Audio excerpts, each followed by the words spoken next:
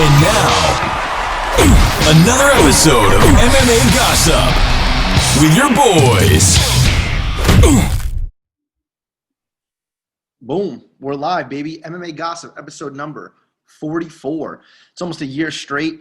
It's going to be a little bit of a lull now with these next couple of weeks. Bellator no more. UFC, one more event. It's getting sad, but we still got a UFC event this weekend. We got a couple big boxing events this weekend, so the show goes on.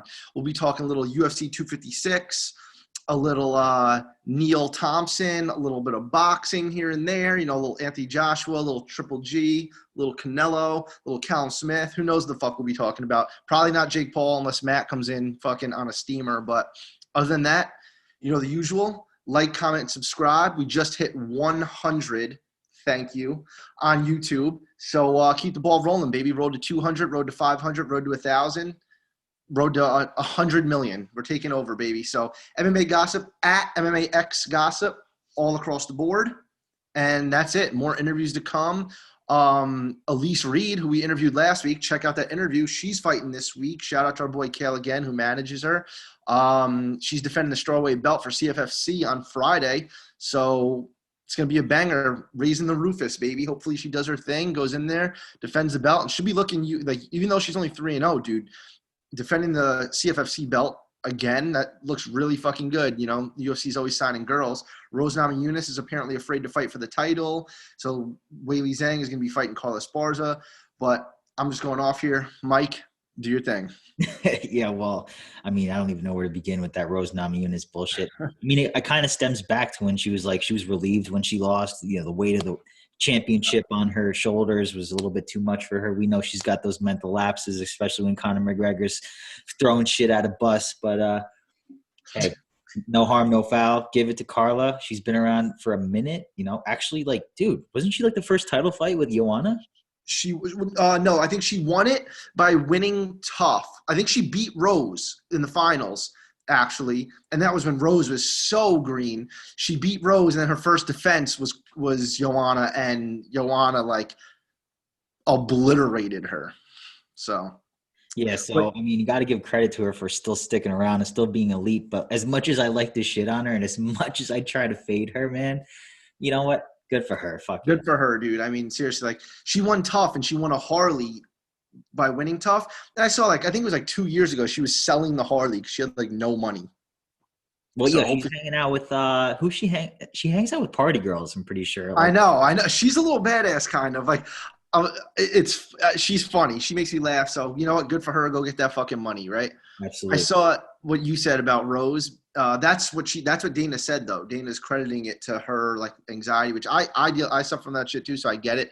I mean, that might be hers might be a little more extreme, but hey, I understand fully.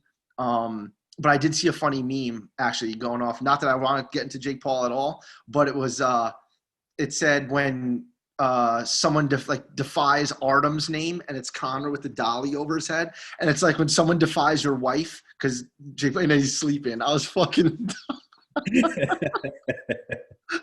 amazing. The internet is the best place ever. The best ever. Also the worst place ever, but yes, the best place ever.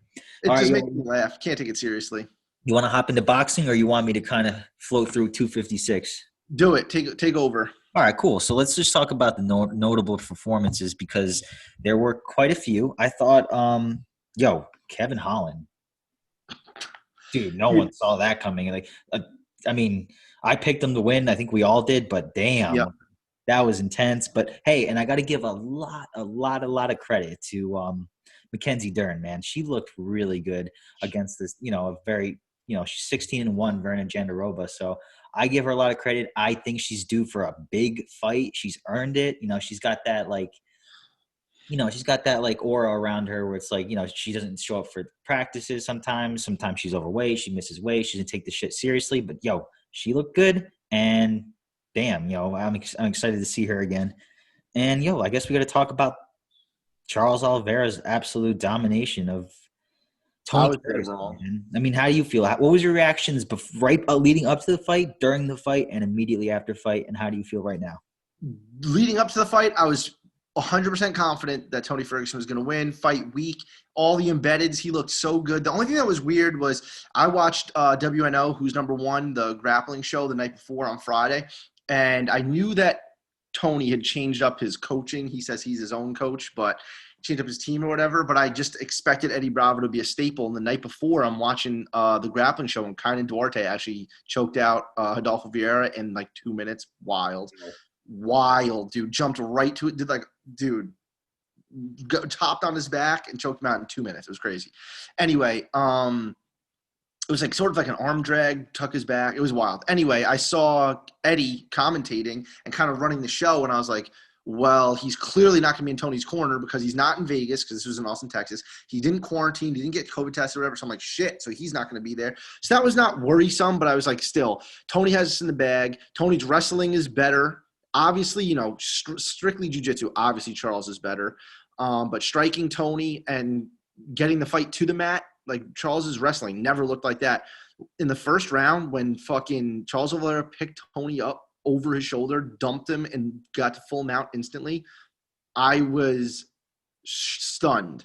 You know what I mean? Tony usually looks so much more elusive with that, especially like in the first round. I thought he was really going to be able to get out of it. He was pinned. He had nowhere to go. Was the armbar at the end of the first or end of the second round? I think second also. But anyway, there was like less than 30 seconds of that fight that Tony Ferguson was in control. And it was crazy. It was not the opposite of what I saw because I didn't see him dominating Oliveira like that. I thought he was going to be throwing that, like, that jump little kick he does where it's like a jumping teep with his opposite foot, hitting to the body, throwing some big uppercuts. I thought it was going to take place more on the feet and Tony's going to be able to sprawl really well. And even if Charles did get it to the ground, I mean, props to Tony, dude. That arm bar, like, his arm was completely bent. It looked like his elbow was the other way. You know what I mean? And he survived that. But, I mean, dude, props to Charles Oliveira. I don't know. And, like, me, number one Tony Ferguson lover, I'm not going to say, oh, he didn't look good and take it away from Charles. I think Charles just was that fucking good, dude. Like, that was dominant. Tony threw up that one, like, Darce attempt, and, like, that was, like, it. I feel like watching that fight, like, I'm obviously completely biased watching it. Obviously, Charles Oliveira won every single round, right? Obviously. But it was just like me even like holding on, like, oh, Tony's got this, Tony's cardio, maybe Charles will gas. And that's me being completely biased. Like, when you're watching a fight and you're like lying to yourself because you don't want to see one of your favorite fighters fucking lose. Like, oh, Conor's not gassed out, even though he's like fucking hyperventilating. Yeah. It's just fucking like I was holding on to hope. And then by like this, a minute into the third round, I was just like, it's over, dude. 30-26 is across the board. That's something I never thought I'd see someone do to Tony Ferguson. Yeah, man, it's like every time a fight with Tony Ferguson goes to the judges, I just automatically assume Tony's going to be up. Like, you got to kill him to beat him in terms of output, cardio, and volume and whatnot. Like, that's always been Tony's thing. And I agree. I thought the fight was going to be like almost 100% on the feet. Like, I didn't think it was going to really hit the ground if at all. And if it was, I think Tony would have gotten up right away. But like, I knew Charles Oliveira was going to come into this fight levels better than, because he always comes in his past 10 years, bro. When he started to where he is now, he's a completely different fighter, and he deserves this fight 100%. I was just shocked at how good he looked. It was just like, nobody does that to Tony. So, I mean, where does he go from here? As long as he gets a number one contender bout, I'm happy.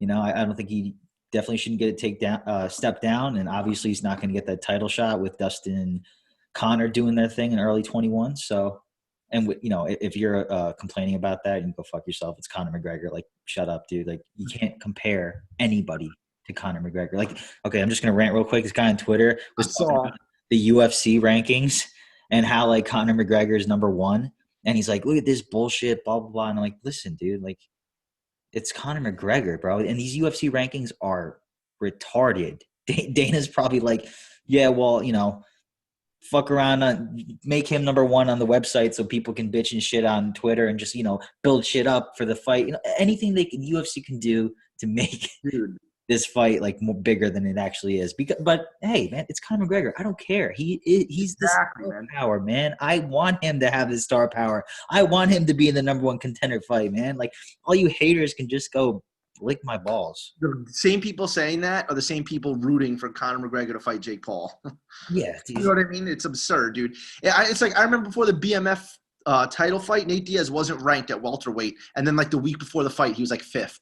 Like, you know what I mean? It's just so they could put a number next to his name when the fucking fight is announced and on the poster and on the fucking, the side-by-side fucking picture on the pay-per-view. It's nothing, dude. It's nothing.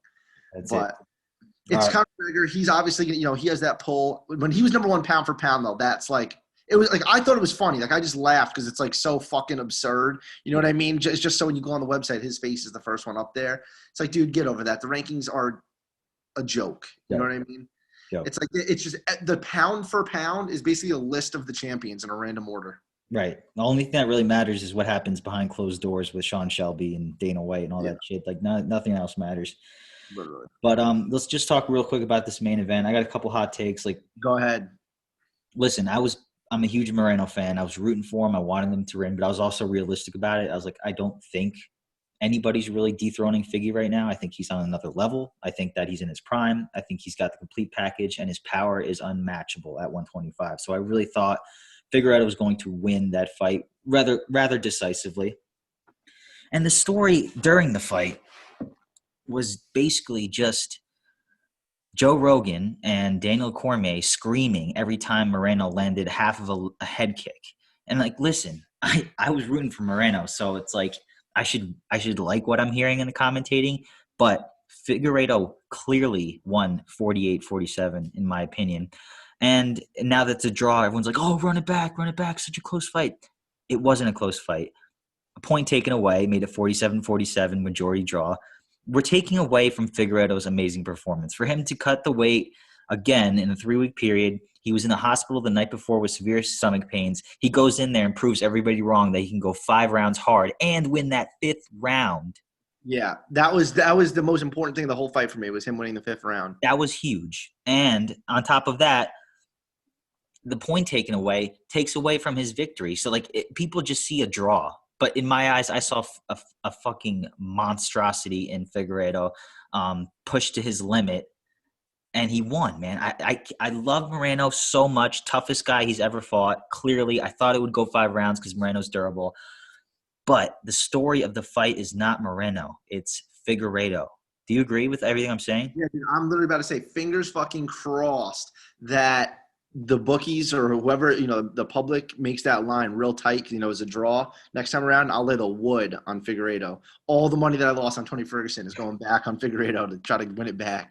Yeah, dude. So that was just my spiel. I just wanted everyone. I totally agree with you, bro. I totally agree. Like, my thing is, I love Cormier and Rogan in the booth because it makes it so exciting. Like, and I mean, John Anik is the GOAT. You know what I'm saying? It's just when I'm watching a Bellator show, I personally love Big John McCarthy. Love. He literally made the fucking rules. He knows every rule inside and out.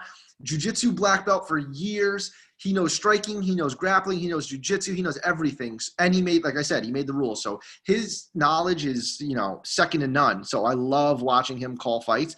But then hearing Josh Thompson and Mike Goldberg, it's like, and Chael Sonnen, and it's like brutal. You know what I mean? Like, and I'm Chrissy Bellator. Their broadcast is just so significantly different. I love the energy that Rogan and Cormier bring. Cormier is just so authentic. Like Cormier talking about the lotion on his knee when he missed punches. Like, it's just funny. It's so genuine. It comes across as so genuine and authentic. And I fucking really appreciate that. Like the whole thug roast. People were hating on him for that. Like that was his raw reaction to what he was watching live. Like, I scream on my couch just like they scream on their TV, and I'd rather hear that than, oh, wow, that was a good shot there, Mike. And then Mike Goldberg speaking fucking nonsense. You know what I mean? Like saying virtually identical every other sentence. Bro, he said something. I forgot what the fuck he was talking about, but he compared it was such an absurd comparison. He was like, oh, yeah, they're the same height. Oh, he compared Ricky Bandejas to Anthony Pettis when Sergio was fighting him.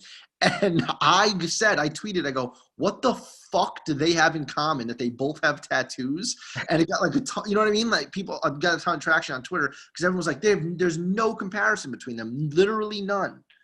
So It's just, I don't know. I can appreciate Rogan and Cormier. Obviously, the bias there was real. I think it was just the fact that everyone, expected a first-round knockout. When that didn't happen, it was kind of That's the ticket, and I get it. When there's like such a high caliber fighter that no one thinks can lose, like you think back to Holly Holm, you think back to Jose Aldo, you think back to these guys that you think were like unstoppable in their championship bouts, and then someone comes in there, has like a shot, like a second or a shine or a round or two of victory, and everyone's like, oh my god, And listen, I agree with you. I love the real genuine reaction of Cormier and Rogan, but do you think they look back on that and been like, maybe I was just a little bit too biased? Like, as a commentator, I'm not saying you shouldn't be biased. Well, I kind of am, but I'm just saying you should be unbiased. You should be genuine, but at the same time, like, the audience, you're providing commentary to an audience that's not necessarily as educated as you are. Right. I understand that. So that, that definitely takes, everything plays a factor, you know what I'm saying? So like, I don't blame them, but at the same time, listening to it was like driving me up a wall, even though look, I had a bet in Moreno, you know what I'm saying? Like everything. Dude, you gotta talk about that. Oh yeah, dude, it was a $2.67 parlay. It was -5 on Washington, which is like plus 460. I think it was like plus 500 almost. It was like almost plus 500. It was Gavin Tucker who won, Charles Oliveira, and Brandon Moreno, and then it tied with Brandon Moreno. Made my payout $60 as opposed to I think it was like $2.20 or something like that. You turned $2, almost $3 into 66, and if they gave that decision to Moreno, you'd have bet $2 to win like $2.50. Yeah. That's fucking wild. What made you put $2.70 on it? Was it like those whatever you had left in your fucking DraftKings? No, it was actually like they give you these crowns or something like that. Yeah. And you cash out like 1,000 crowns for like $2 or something like that. That's incredible, dude. That's amazing. That was amazing. Yeah, just in time. Here comes Matty Bags. Let him in, baby. You know he's gonna go off, and then I'll go into real boxing because we know what's on this kid's mind. Yo. We know what's on his mind, so we'll let him get into it, and then I'll take over for the real stuff. Go ahead, Matt. Did you guys? I'm assuming you guys talked about last week's card. Yes. So we literally just talked about the main event. We could get your hot take on it. I just want to run through it real quick. Chase Hooper should not be in the UFC anymore. No. Take fights outside the UFC before you fucking die. Peter Barrett definitely doesn't belong in the UFC. Tisha Torres looked amazing. Sam Hughes, obviously not UFC caliber. Gavin Tucker, I totally misread him. Defeats Quarantillo. They're both beasts. Awesome fucking fight. I would love – not that I'm saying we need a rematch, but I could watch those guys fight 1,000 times. Rafael Fiziev, they were saying. Wow. Dude. Mike, what was I telling you, bro? His chin's just not there. And he even – Moicano even tagged him a couple times. I was like, holy shit, like, okay, here we go. And then he just died. He's going to make a stink in the division for sure. Cub Swanson defeats Daniel Pineda badly. Pineda definitely did not show up. I don't know what the fuck happened there. I was pumped to see it, though, man. That was sick to see Cub get a win like that. Hell yeah. I said last week I thought Pineda was going to win, but I was certainly rooting for Cub. So I was rooting for Cub. Cyril Gahn takes out JDS with a completely legal blow in everyone's fucking head. Bye, JDS. It's been fun. Yeah, dude. I mean, I tweeted that it broke my heart to see that happen to JDS, but like, dude, you got rocked by a jab. Like, dude, if the elbow hit right behind your ear, sorry, dude, it was long gone. This is what I wanted to ask you, so I'm going to skip over it real quick. Strawweight Mackenzie Dern, like we already touched on it, looked great against. Bro, I got her live plus 200 after that second round. Great bet. Holy lucky. Dude, I mean, like minus 180 close, and you're getting a 2-1. Why not? Fuck it. That's also like a crapshoot with the judges. God knows how they scored that. Yeah. One thing I want to ask both of you before we let Matt go off. Kevin, who's the fighter of the year for you guys? We're going to do an award show next week, but right now, doesn't have to be official, but preliminary. Do you think? I mean, I guess the only two in the running realistically are Figueiredo and Kevin Holland. Yeah, 100%. Who do you think out of those two? Unless you got someone else in mind. I think Holland's been more impressive, so I think he should win. But I think the UFC would give it to Figueiredo because he's the defending champion. That's what it is, right? So Kevin Holland went 5-0. Figueiredo went 3-0-1. crazy. I got to give it to Figgy. Yeah, I do too.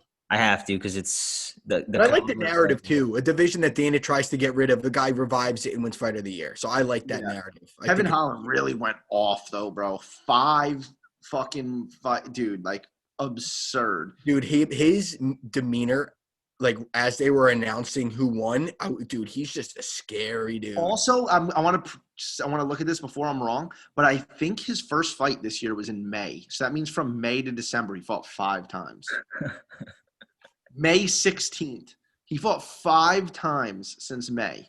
Dana's like picking up the phone, keep going. Literally. And he said he wants to go again this week against Chimaev. He called Hamza. He goes, that was the best call ever. He goes, Hamza likes to do that, right? But I think I just do it better. I was like, you're the coolest person ever. Yeah, he's in my top 5 right now. Dude, that's crazy. He joined the UFC in August of 2018. 1, 2, 3, 4, 5, 6, 7, 8, 9, 10. He has 10 fights since. He's going to hit a wall, unfortunately. Yeah, of course. Definitely going to hit a wall. Well, yeah, I'm not going to say he's going to keep going on a run. Yeah, no, I was thinking out loud. Like, I'm curious who knocks that wall down. It's going to be interesting. Let's put it this way. He lost to Thiago Santos in his debut. And it went to a decision too, right? He went to a decision, and he took it on late notice. He hurt Thiago Santos. Not hurt, but definitely hurt. And then he lost to Brendan Allen, friend of the show, been on the podcast. We love him. But I think if they ran that back, I don't see how – I would bet a lot of money on Kevin Holland in that fight. I agree. Holland would definitely be the favorite in running it back. But, 8-2 in the UFC and putting out Jacare like that, god damn, dude. Damn. God damn. He was like on the cake like this. Bro, it looked like Jacare's knee snapped. The way he leaned back, he was like a dead body that just got shot. Jacare's on his back like this. He punched in the face. Did you see that he said he was upset about it and wants to get another fight soon? Yeah, but, I mean, dude, that's what every 41-year-old fighter thinks they still got it, man. JDS is like, look at the Megatron. You punched me in the back of the ear. No, dude, you lost. You got knocked out. Dude, did you see the first one he landed before the onslaught? The jab. Yeah, it hurt JDS immediately. The first hammer fist he covered up. And then my fucking boy, I know I got to give shout out to Bronx, man. How long I've been saying I want him to get his shot, and both you guys, he's gonna fold. Yeah. He looked very fucking good. Tony folded. He didn't fold, actually. I can't say Tony folded. He stood there like a fucking champion, warrior, but he got his ass. I asked Sav on Monday. I was like, how long? I was like, if that bell didn't go off, how much longer do you think Tony would have rode that out for? He goes, he's a fucking lunatic. He would have just let his arm go till it was completely in half. He would have went until his arm like broke. He was literally till the back of his palm is touching his elbow. Yeah. Did you see that Tony Ferguson was sparring after the fight? There's a video and pictures came out, and Tony Ferguson got cupping on his whole arm, and he said the fight was so fresh in his head, he was so frustrated, he sparred 3 5-minute rounds after the fight. Yeah, I saw that. I mean, I totally cut him. Give him another fight. Don't cut him. Cut him? Did you? That's what what's his name said. Me and Mike were talking about earlier. Big John said he thinks he's going to be part of it. He said that Tony hasn't been on the best of terms with the UFC to begin with for a while now anyway, and this losing streak gives them a reason to trim up 155 to make it more clear and concise, basically. I don't think so. More about MMA. He already forgot more about MMA than I'll ever know, so yeah. Listen to his opinion over mine, but I just don't see – I mean, dude. Me neither.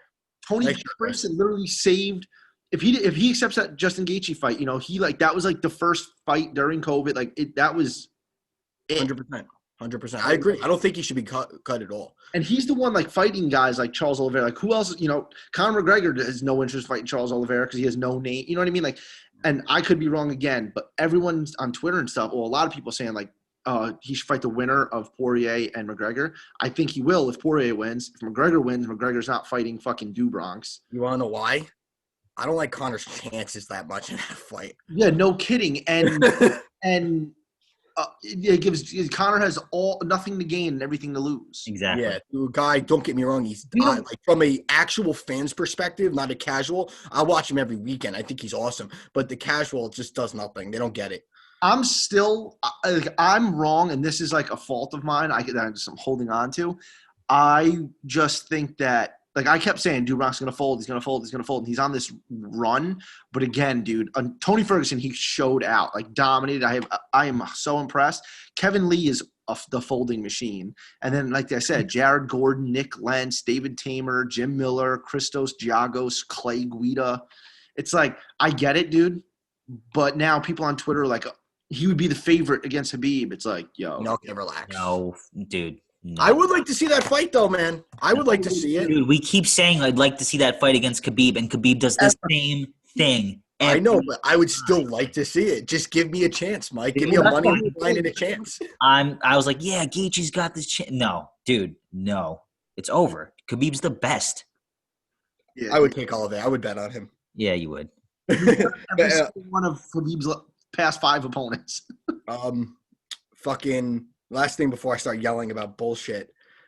Just props to Moreno, man. Seriously, I thought he won that fight. I really did. I thought they were because of the point taken away. I thought that he did enough, and I thought the 2 rounds that he won were more decisive than the 2 rounds Figueiredo won. I'm gonna let Mike go off. I said in the group chat I thought it was a draw because I thought it was 48-47 or 48. No, it couldn't be 48.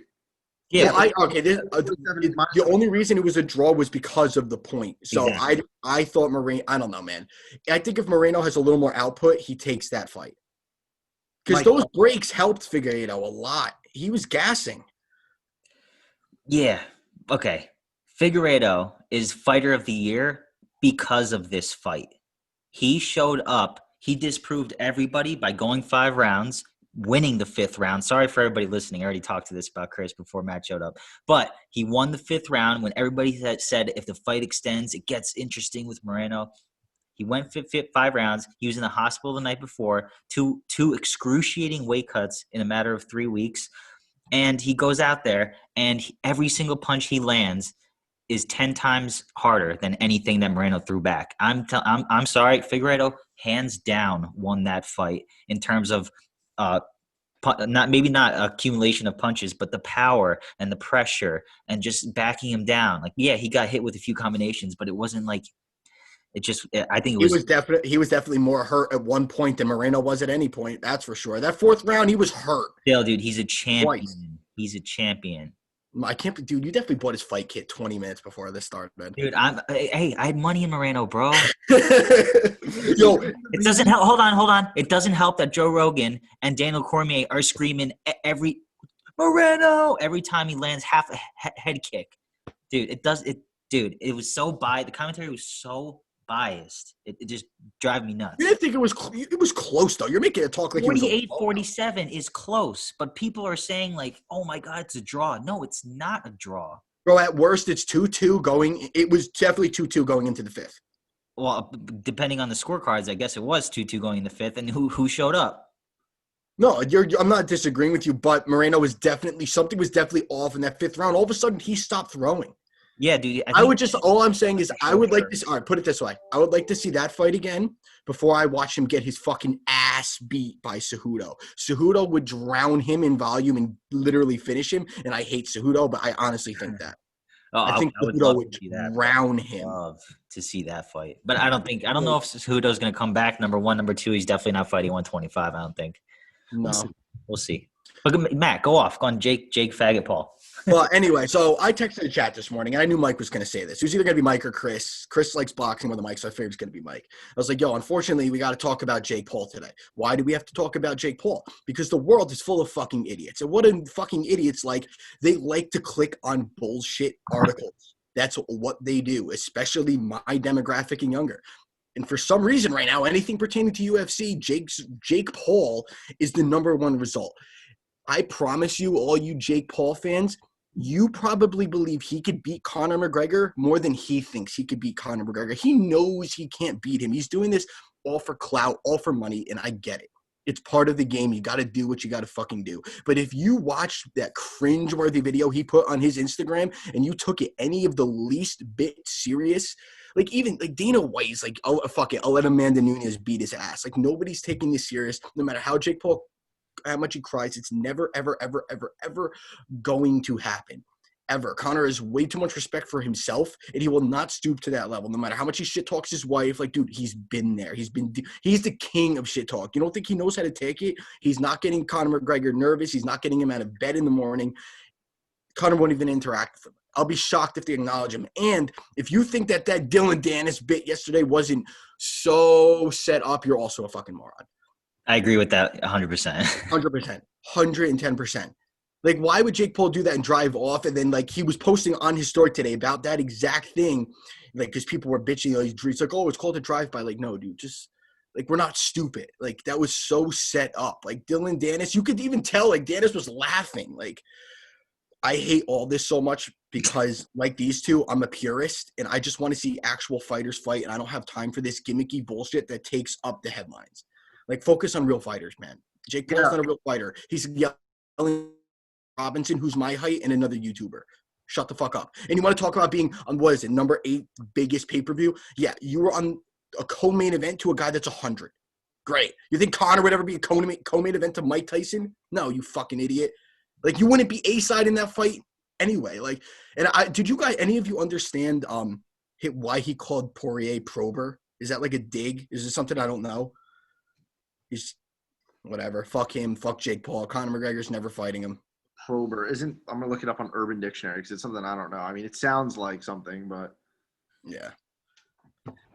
And Jake Paul, he's just sipping his own Kool-Aid, man. That's all this is.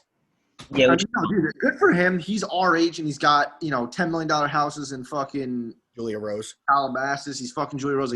He's doing life right. That is for fucking sure. But get out of the fight world, dude. Like Nate Diaz said, like, you'll get fucked up. You see the picture, the video he put out? It was like a 10-second video of him, like, putting the heat on AJ Aga's arm in a boxing match in, like, 2018 in his house. And then AJ Aga's put up a video of him.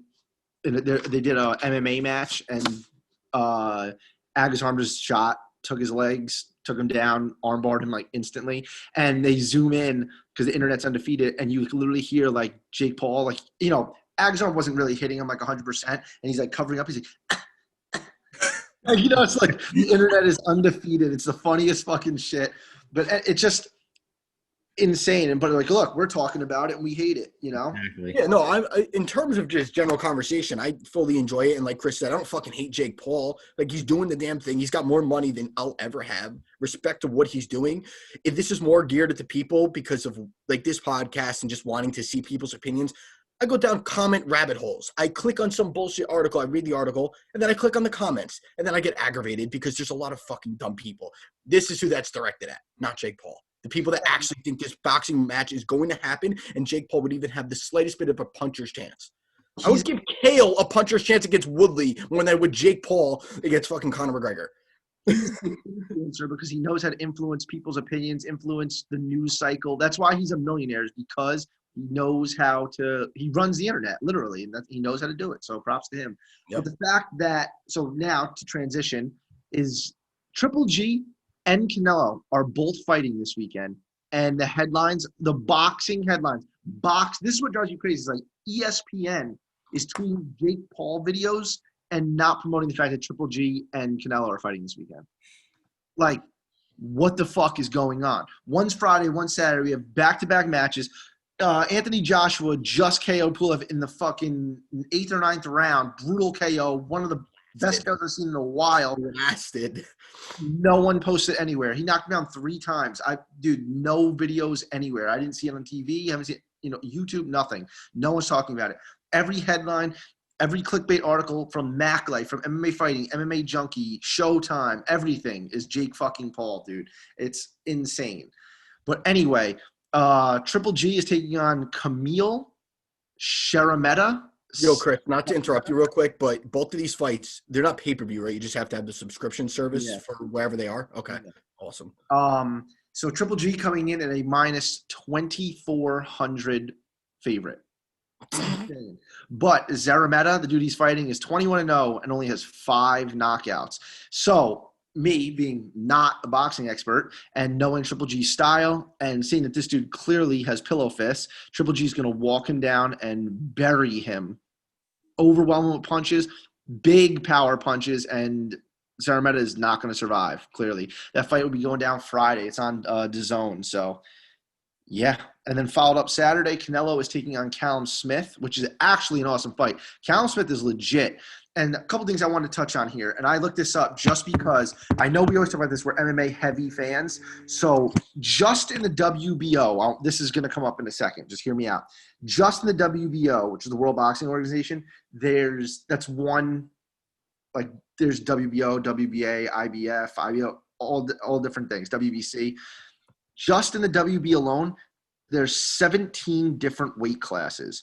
Cruiserweight, so starting at heavyweight, there's no weight limit, just above 200 pounds.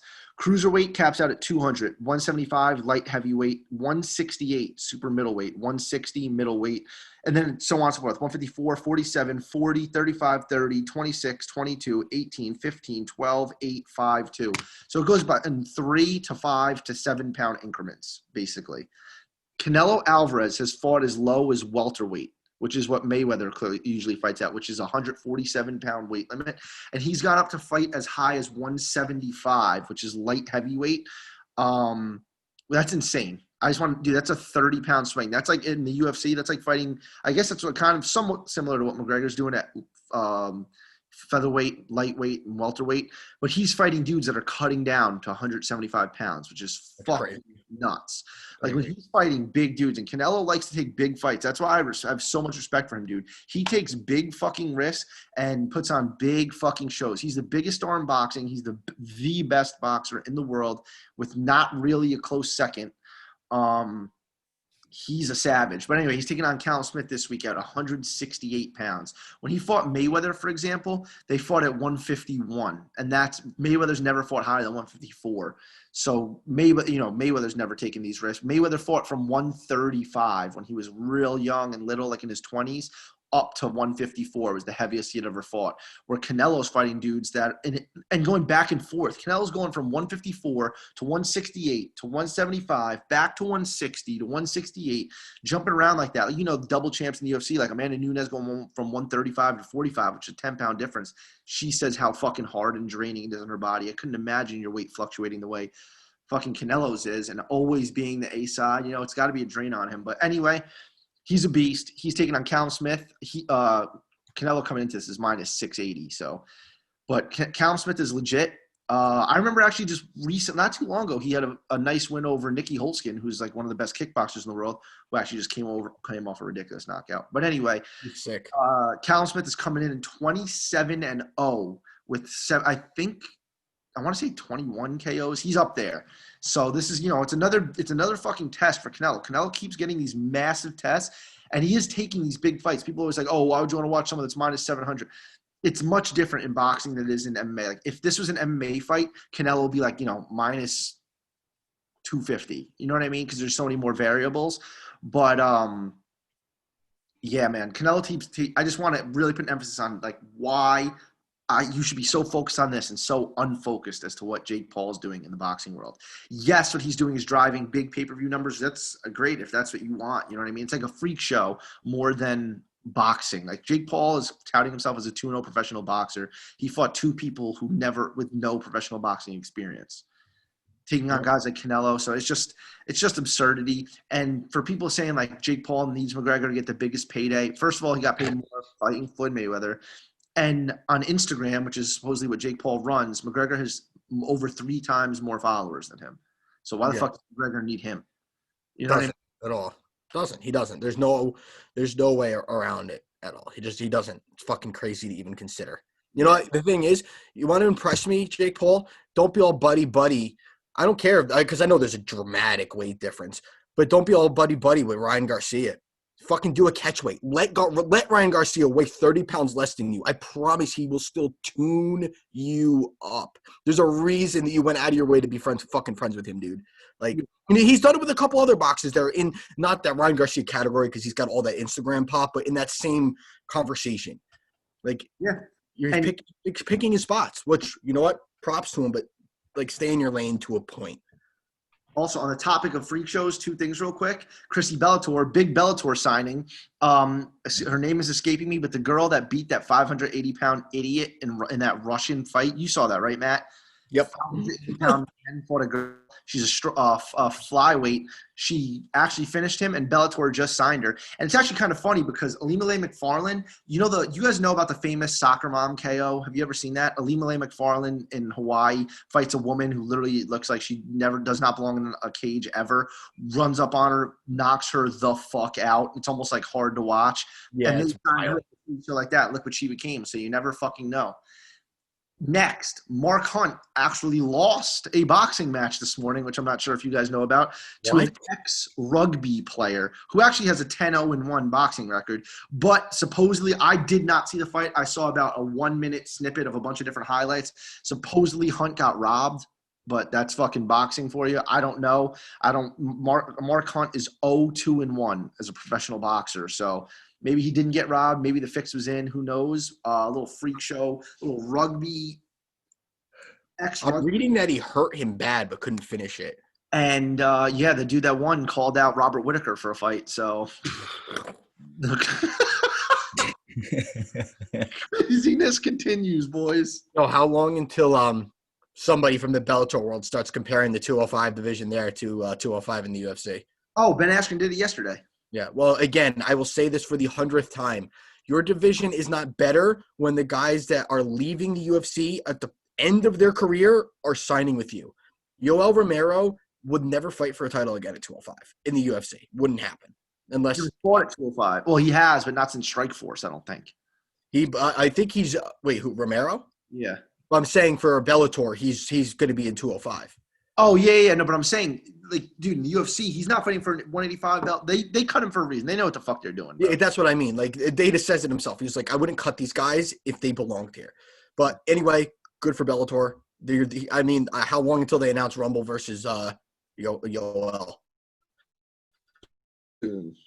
Yeah, exactly. Which, you know what? I would fucking love to see that. Sick fight. You know me, bro. I'll be pushing on my couch, popcorn in hand, fucking drunk, ready to go. Yeah. On a Thursday. Did you guys? I'm assuming you guys didn't hit this other card real quick. This week's card. No, we did not hit it yet. Half the roster's fighting.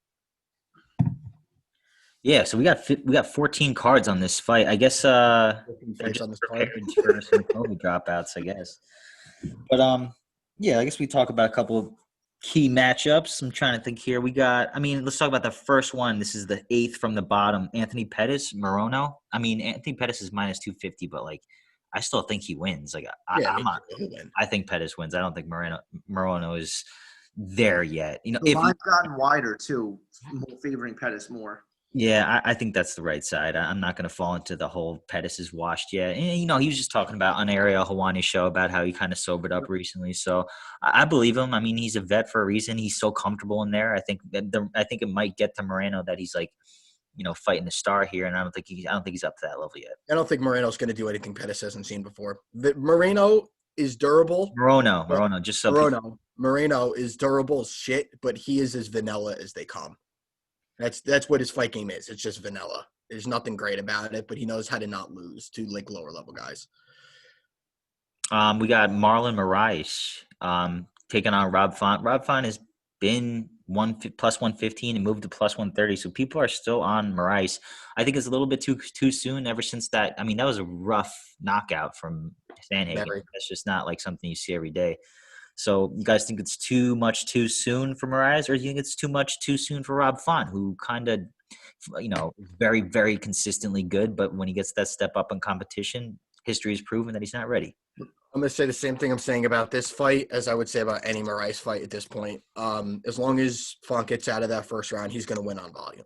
Moraes is I think that Rob Font uses the distance that he's going to have over him and just kind of pot shots him. He definitely could get knocked out. I'm not going to doubt Moraes and say he can't crack. He's a favorite for a reason. And I will say I hate how many underdogs I like on this card, just looking at it at face value. But this is one of them. I do favor Rob Font here. Moraes needs to take some time off, man. Just stop trying to get in there and get that quick win to put yourself back on track when your chin's just not having it.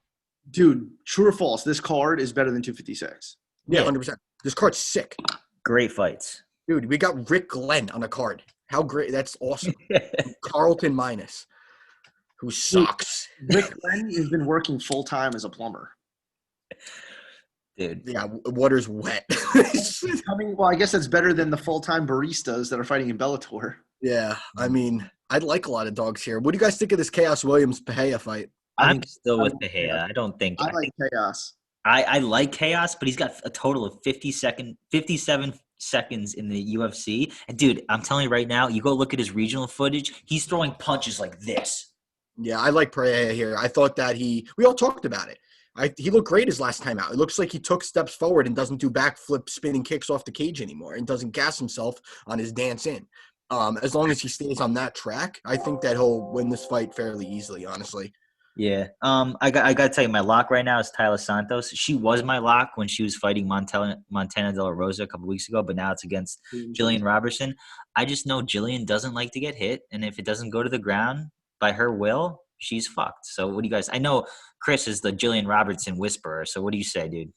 I want to watch more this week, but the thing that worries me is I know Taya's going to be a little bit longer than Jillian is, and if she could keep Jillian off her, for sure. Jillian's going to want to put herself up against the cage and get like a grinding takedown and win, basically being on top the whole time. So that's her style. And she kind of goes on – she'll win a couple fights and lose a fight she shouldn't lose. And I don't know. This one scares me out. I think this is going to be the hardest one yet, for real. I really think this might be the hardest one. I have not looked at the odds yet, but I imagine them being super close. What do you know what they are? I think Jillian opened up a slight favorite, but now it's a pick 'em. Wow, yeah, there you go. I mean, this like I said, this is gonna be the hardest one yet. We'll see. I'll let you go I'll give an official pick for the Instagram story before fight night. Word. Let's see other couple. We got Tybora Hardy. I know Matt, you were heavy on Hardy like a week ago. I am lighting Hardy up. Like I agree. Christmas tree. Tybura is just one of those guys. He just grinds people out, but I just think Greg Hardy is literally just even though ungrindable. He's ungrindable for a guy with Tybura's skill set. And dude, if you look who Tybura's fought recently, all right, I get it. He's on a 3-fight win streak. Yep. He fought Spivak, who's a fucking oversized light heavyweight. He's so small. He fought Maxim Grishin, who's a kickboxer by trade, and Ben Rothwell, who hasn't looked the same since 2002. And now he's getting a guy that is dramatically bigger than him and dramatically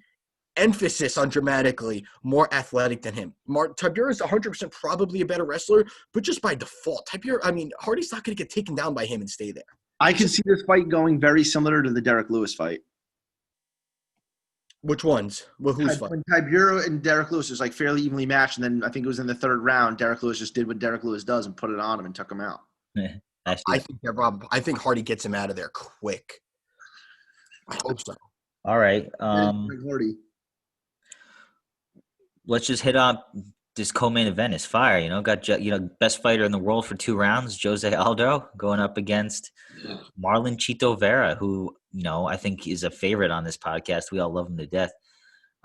So I was going back and forth with this one in my head all week, and I was leaning with Aldo because of that 2-round savagery that he is. But I am a little bit worried about the accumulation of punches he took in that 5th round against Yan. Man, he took 50-plus significant punches to the face while grounded by Peter Yan. And every time he cuts to 135, I really do think it takes a little bit out of him. I'm talking myself into playing Chito. What do you guys think? He's never been stopped. So right off top, first 2 rounds, I think he's just so fucking durable. But again, it's only a 3-round fight. If this was 5 rounds, I think Marlon would be like. What are the odds on this fight right now? I'm assuming plus 130 for Aldo. Oh, Marlon's the favorite. Oh no, I'm sorry, Marlon plus 130. Plus 125. Oh, okay, yeah, that's what I assume something like that. But I think that if this was a 5-round fight, I think that Marlon would be the favorite. Yeah. But I can totally see Jose stealing the first, second round. I think the first round is going to be extremely, extremely, extremely telling. So we'll see. I'm all over Chito here, man. I love him. I bet him. I picked him against O'Malley, and I'm doing it here. This narrative to me about Jose Aldo being the best fighter in the world for 2 rounds to me doesn't mean much anymore. I know it means the world to Mike. Not anymore, but it did. Good, because I did double-check the scorecards. He did lose that second round. He slowed down immediately against Yan. He only had that first round in him. And how long could that narrative last, really? I mean, he's 34 years old. I think Cheeto's hitting his stride right now, and I think that I don't know. Where do you think this fight goes? I mean, I think Cheeto would keep it on the feet, and this is just going to be a kickboxing match, no? I think Cheeto's going to clip him at one point and finish him. That would be awesome. Yeah, man, I'm definitely pulling for Cheeto here. I think this would be a sick win. I think it would inject some more life into a bantamweight division that's already on fucking fire. Just another guy that's probably gonna get pumped up into the top 5 after this. You know, it's the passing of the torch, man. You can't hate on it. It is what it is. But I'm all over Cheeto here, man. And now it's time. Main event: Stephen Wonderboy Thompson, 37 years old, going up against the hot prospect that is just breezing through the 170-pound division. Dude, I remember I remember Stephen Thompson when he fought what the hell is his name? The guy perpetually bet 170-pounder Brazilian guy that just beat Randy Brown, Vicente Luque. Oh. He the way he beat the shit out of Luque was just like, I was like, damn. And that's what keeps coming in my head that makes me think that Wonderboy should be the favorite and should win this fight. But I honestly have no lean on this fight. I don't know who's going to win or how. He dropped Luque with like a push kick. Luque got up and he stung him with the left hand and dropped. Savage, just awesome. I think I'm leaning Neil here because part of it age, and then another part of it, I think Neil's stand-up is a little bit more – he has more variety to his stand-up than Luque does. You know what you're getting with Luque. You're getting a bunch of hooks, which I think Neil is just – he might not be as powerful as Luque, but I think he'll give Thompson a lot more looks, not even the types of attacks he's throwing, but his footwork, I think he will mix up better, which he usually does. It's a really interesting fight. I think it's flying under the radar on a great card. We're closing out the year with a fucking bang, and then we're opening it one with McGregor, so I'm amped up for this fight. But for one of the few fights on the main card, I'm actually leaning with the favorite. I'm going Jeff Neal here. And I've said it for a couple weeks now. I'm not changing my mind last minute. I just think that I don't think Thompson will hurt Neal enough to back him off. That could be wrong. I hear that. So I'm looking at I have Jeff Neal's or Geoff, as Mike Perry would say. Geoff Neal. Mike Perry, Nico Price, Bilal Muhammad, Frank Camacho, who we fucking love on this podcast, and Brian Camozzi, and then from Contender Series, Chase Walden. All of those 6 guys, right? So that's 6 in common. They're all flat-footed. They're all flat-footed with good power. Aside maybe Bilal Muhammad, I could take out of that, but they're all pretty fucking stagnant, flat-footed with all guys with power. And Jeff Neal was able to just put him on. He hit a stationary target and put it fucking on him with big fucking power. TKO, submission, KO, decision, KO.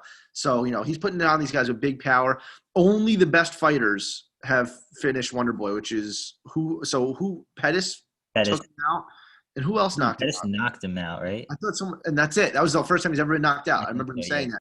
And he lost 2 times to Woodley, and Woodley the first time had a fucking super wrestling heavy game plan in the first. Granted, I'm dating myself now to 2015, but still. This is going to be super interesting, and I think the first 2 rounds are going to be super telling. Wonderboy could do 5-5s all day long. So let's see what Jeff Neal's got. 'Cause usually he ends fights early. So I think Wonderboy's going to be able to evade a little bit, and we'll see where this goes. Jeff Neal has never gone 5 rounds in his career, so we'll see. I know I'm going back and forth here. I do favor Jeff Neal. I mean, it's obviously what the UFC want. They want to give him that push. They want him in the top 10, top 5 vicinity. So we'll see. Also, low-key fight. Kevin Holland I don't know if it's LFA or like one of those extreme knockout things, finished Jeff Neal pretty like it was a standing TKO, but it was a fucking wild finish. That was an awesome fight. But yeah, I don't know. I thought we lost Matt. I thought he might be going to happy hour. That's what I thought too. Matt, going to happy hour. No, my laptop died. Yeah, but I know I have a couple more minutes. They pushed it back. He's still in another call. Yeah, I mean that's all for me, boys. I guess temporarily I'm leaning Neal. I guess in the main event. All I know is I look at this card and it just screams losing money. I'll pick Wonderboy to be contrarian, but I honestly have no lean. I don't know who the fuck's gonna win this fight, man. I think it's gonna be lopsided. Whoever wins, though, I think Jeff Neal's gonna whoop his ass, or I think Thompson's gonna whoop his ass. I don't see it being a close fight, if that makes sense. No, I agree. All right, boys. I mean, that's it. We got any other closing statements, remarks? Good night to my coworkers, my actual coworkers. Now I'm on with my fun coworkers. No, I mean, I'm all set. Just next week, guys. I mean, we're gonna put together. I think we should put together a nice fat list. Yeah, just a bunch of things to vote on. We'll have a nice show for you next week. After that, will probably be a little bit of a hiatus, I would assume, because we're out MMA for a while. Unfortunately, we want to fight till January 19th, but we're coming back with a bang. We'll have a show next week, and just stay tuned. Next week's gonna be a fun one. Oh, also, we will finish out the our record. For dogs. There's the trophy. Dogs, picks, and locks, and we'll figure out. We'll have a 2020 winner of each category. I think there's a chance we might all win one category, but nonetheless, we'll figure that out. Yeah, I might take Rick Glenn as my lock this week. I think it's suiting. He's like minus 345. You can't. He's 300 right now, dude. You're a weenie. All right, boys. On that note, be well. Enjoy the fights on Saturday. Later, guys. Enjoy the boxing bouts. All right, boys. Time to fire.